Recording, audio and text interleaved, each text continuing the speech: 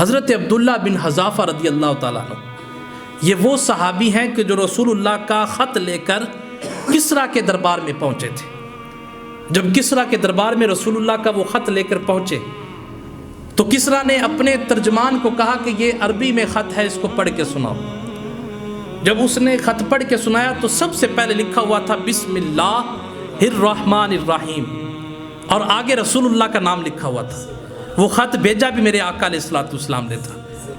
وہ تو بدبخت ملعون بن گئے کہ جن کی طرف میرے نبی نے پیغام بھیجے، جن کی طرف میرے نبی نے خط بھیجے، وہ تو کمینے نکلے، وہ تو قدردان نہ بنے۔ کہ امام الانبیاء کا خط آ رہا ہے، نبیوں کے سلطان کا خط آ رہا ہے، اس کو اتنا غصہ چڑھا کہ میرے نام سے پہلے اپنا نام لکھا۔ اس نے خط پکڑا اور اس کے 2 ٹکڑے کر دیے اور کہا کہ اس قاصد کو میرے دربار سے بھگا دو، میری نظروں سے دور کر دو۔ حضرت عبداللہ اس سواری پہ سوار ہوئے اور چلتے چلتے رسول اللہ کی بارگاہ میں آ گئے اور آ کر حضور کو ساری داستان سنا دی۔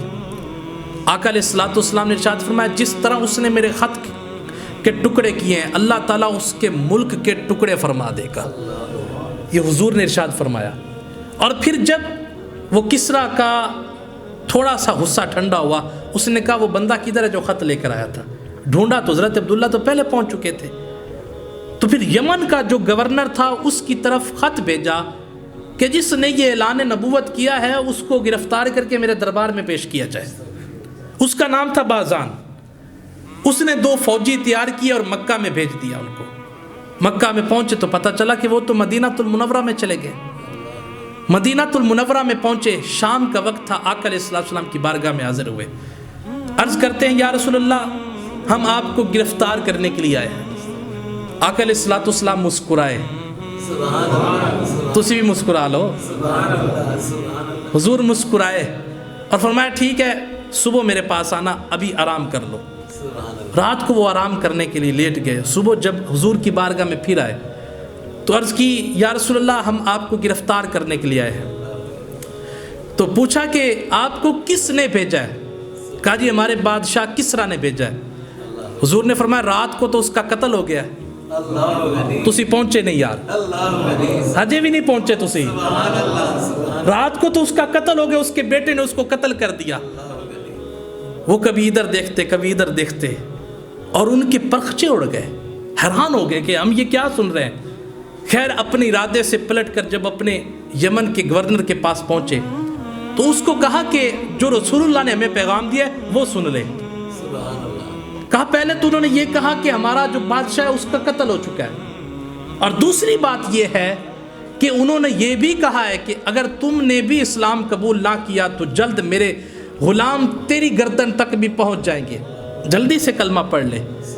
بازان نے کہا حقیقت یہی ہے کہ ایسے جملے کسی عام بندے کے ہو ہی نہیں سکتے، یہ کسی سچے اللہ کے بندے کے کلمے ہیں، جملے ہیں۔ اور پھر پتہ کیا تو واقعی ایسا ہوا کہ اسی رات جس رات میرے نبی نے ارشاد فرمایا تھا وہ قتل ہو چکا تھا۔ اور وہ عبداللہ بن حذافہ جن کی بات کرنے جا رہا تھا کہ جب روم کے ساتھ جنگ چھڑی تو آپ کو پکڑ لیا گیا اور آپ کے ساتھ کچھ اور بھی ساتھی تھے۔ جب پکڑا گیا گرفتار ہو گئے تو روم کے بادشاہ نے کہا میرے پاس 2 چیزیں ہیں، ایک عیسائیت اور دوسری سلطنت، میں دونوں ہی تمہیں دینا چاہتا ہوں، عیسائیت بھی اور سلطنت بھی۔ اچھا آپ لوگوں کو مبارک ہو، ابھی کچھ دیر پہلے 12:30 بجے الحمدللہ ادھر مسجد میں بیٹھ کے ہم نے 3 لوگوں کو کلمہ شریف پڑھایا ہے۔ پہلے وہ عیسائی تھے تو اب الحمدللہ وہ اسلام کی طرف آئے ہیں، تو اللہ تعالیٰ کی بارگاہ میں دعا ہے کہ ان کو اس پہ قائم رہنے کی توفیق عطا فرمائے۔ تو ایک وہ خود تھے اور 2 ایک ان کی بیٹی اور ایک ان کی بیوی۔ بیٹا تھا وہ اس کی شادی ہو چکی تھی، وہ نہیں مانا، اللہ اس کو بھی توفیق عطا فرمائے۔ تو الحمدللہ تو اس بادشاہ نے کہا کہ میرے پاس 2 چیزیں، عیسائیت اور بادشاہت میں بھی حصہ دینا چاہتا ہوں اور عیسائیت میں بھی حصہ دینا چاہتا ہوں۔ تو حضرت عبداللہ بن حذافہ نے فرمانے لگے میں تیری دونوں چیزوں پہ لعنت بھیجتا ہوں، میں تیری دونوں چیزیں قبول کرنے کے لیے تیار نہیں ہوں، مجھے کیا ضرورت ہے، میں تو غلام ہوں رسول اللہ کا، اور ایسی غلامی پہ جو حضور کی غلامی ہے میں 7 سلطنتیں بھی حضور کی غلامی پہ قربان کر دوں۔ اس بادشاہ نے کہا کہ تیرے پاس ایک ہی راستہ ہے، یا تو ہماری طرف آ جا وگرنہ میں تم کو قتل کر دوں گا۔ اس نے کہا، حضرت عبداللہ فرمانے لگے جان تو جا سکتی ہے لیکن میں عیسائیت کبھی نہیں قبول کر سکتا، میں اپنے نبی سے غداری نہیں کر سکتا۔ تو جو آپ کے ساتھی تھے ان کو باری باری کاٹا جانے لگا، قتل کیا جانے لگا، اور 2 ایسے بھی ساتھی بلائے گئے کہ ایک دیگ کے اندر تیل ڈالا گیا، اس کے نیچے آگ جلائی گئی، اور جب تیل ابلنے لگا تو حضرت عبداللہ کے 2 ساتھیوں کو اٹھا کر اس تیل میں پھینک دیا، اور کچھ لمحوں کے بعد آپ ان 2 صحابیات جو صحابی تھے ان کا جو ڈھانچہ تھا وڈیوں کا وہ باہر آ گیا، اور پھر حضرت عبداللہ کو کہا اب تیری باری ہے، اور بھی تیرے ساتھی کھڑے ہیں لیکن ابھی تیری باری ہے۔ تو حضرت عبداللہ نے کہا کہ میں تیار ہوں، اور جلدی کر دیر نہ لگا۔ حضرت عبداللہ کو جب اس دیگ کے قریب لے جایا گیا تو آپ کی آنکھوں سے آنسو نکل پڑے۔ ان کو جا کر انہوں نے خبر دی، بادشاہ وہ تو رو رہا ہے۔ بادشاہ سمجھا لگتا ہے اس کا دل ہماری طرف مائل ہو گیا، اور وہ موت سے ڈر گیا۔ بلایا گیا اور پوچھا گیا کیا تو عیسائیت قبول کرنا چاہتا ہے؟ کہا تجھے غلط فہمی ہوئی ہے۔ کہا تو پھر رویا کیوں؟ کہا رویا اس دکھ سے، یا اللہ تو نے ایک جان کیوں دی؟ میں اس دکھ سے رو رہا تھا کہ میرے جسم پہ جتنے بال ہیں، اگر ہر بال جتنی تو مجھے جان عطا کر دیتا میں ہر جان کو واری واری محمد کے نام پہ قربان کر دیتا۔ جب اس بادشاہ نے یہ جملے سنے تو بڑا متاثر ہو، اس نے کہا کہ ٹھیک ہے تو صرف میرے سر کا بوسہ لے دے، تجھے اور تیرے ساتھیوں کو چھوڑ دوں گا۔ حضرت عبداللہ بن حذافہ کچھ لمحوں کے لیے سوچ میں پڑے، اور پھر انہوں نے کہا ٹھیک ہے مجھے منظور ہے۔ آگے گئے اور اس سر کو بوسہ دیا، حضرت عبداللہ اور آپ کے ساتھیوں کو چھوڑ دیا گیا۔ جب مدینہ پہنچے تو حضرت عمر فاروق رضی اللہ تعالیٰ عنہ کا دور تھا، اور سارا واقعہ سنایا تو حضرت عمر بن خطاب رضی اللہ تعالیٰ عنہ آپ نے ان کو ممبر پہ بٹھایا،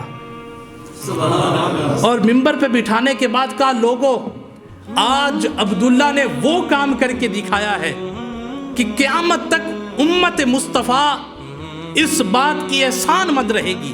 اس کی وجہ یہ ہے کہ ایک عیسائی کے سر کو چومنا کوئی عام بات نہیں ہے۔ آج میں اور آپ عیسائی کو سلام لینا پسند نہیں کرتے، تو یار جنہوں نے رسول اللہ کو سامنے دیکھا ہو، جنہوں نے رسول اللہ کے پیچھے نمازیں پڑھی ہوں، جنہوں نے آقا علیہ السلام کے ہاتھ پہ بیعت کی ہو، جنہوں نے حضور کے نغمے گائے ہوں، جنہوں نے حضور کا جوٹھا کھایا پیا ہو، اور جنہوں نے یار حضور علیہ السلام کے دائیں بائیں چلتے پھرتے ہوں، ان کی غیرت کیسے گوارا کر گئی کہ ایک عیسائی کا سر چوم لیا۔ لیکن حضرت عمر بن خطاب فرمانے لگے صرف انہوں نے اپنے مسلمان بھائیوں کے لیے سر کو چوما ہے، اگر ان کی جان کی بات نہ ہوتی تو یہ اپنی جان کی کبھی پرواہ نہ کرتے اور یہ اپنی جان وار دیتے، لیکن اس خبیث کے سر کو کبھی بوسہ نہ دیتے۔ اور حضرت عمر فرمانے لگے اب ہمارا حق یہ بنتا ہے کہ ہم سب مل کے ان کے سر کو بوسہ دیں گے، اور پھر حضرت عبداللہ کے سر کو بوسہ دی۔